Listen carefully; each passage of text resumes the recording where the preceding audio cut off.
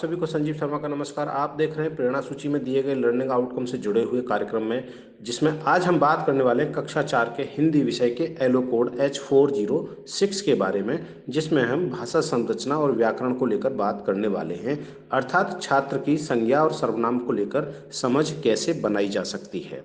यहाँ दी गई गतिविधि एक उदाहरण मात्र है। आप ऐसी ही अन्य गतिविधियाँ अपनी कक्षा शिक्षण के लिए बना सकते हैं।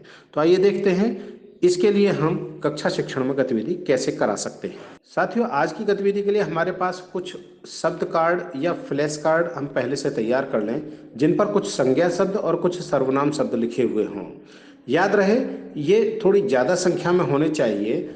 अब छात्रों को जो भी पाठ आपको पढ़ाना है उस पाठ को पढ़ने को कहें। उस पाठ को पढ़ने के दौरान उसमें जो भी संज्ञा शब्द अथवा सर्वनाम शब्द आए उनको सुनते हुए बोर्ड पर लिखते हुए चले जाएं। दो अलग अलग कॉलम बना लें। एक कॉलम में शब्द संज्ञा को लिखें, दूसरे में सर्वनाम को लिखें। अब जब छात्र पढ़ चुके हों तो उन्हें यह कहें कि जो बोर्ड पर शब्द लिखे हुए हैं उनको ध्यान से पढ़ लें और समझ लें कि किस शब्द को किस कॉलम में लिखा गया है। उसकी एक खास विशेषता है जिसकी वजह से उसको उस कॉलम में रखा गया है। अब सभी छात्रों को छोटे छोटे समूह में बांट दें। ये समूह 4 से 5 समूह हो सकते हैं और शब्द कार्ड या फ्लैश कार्ड इन समूहों में बांट दें। और अब छात्रों से उनको अलग अलग करने को कहें, अर्थात संज्ञा के फ्लैश कार्ड अलग हों और सर्वनाम के अलग हों, और एक एक करके समूह अपनी प्रस्तुतियां दें।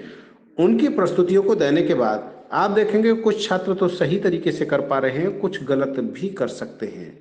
जब छात्र यह प्रक्रिया पूरी कर लें तो उनको अवधारणात्मक समझ को स्पष्ट करते हुए यह बताएं कि कोई शब्द संज्ञा में क्यों है और कोई शब्द सर्वनाम में क्यों है, क्या इनकी खास विशेषता है। जब आप यह समझ स्पष्ट कर पाएंगे तो आप देखेंगे अब छात्र पहले से बेहतर तरीके से कर पा रहे हैं।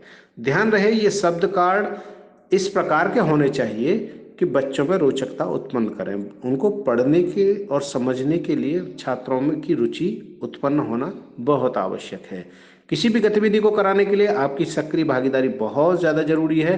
इस लर्निंग आउटकम को हम इस तरह से हम प्राप्त कर सकते हैं। तो कराते रहें गतिविधियां और हासिल करें प्रेरणा लक्ष्यों को। हम बनाएंगे प्रेरक प्रदेश उत्तर प्रदेश। जय हिंद, जय शिक्षा।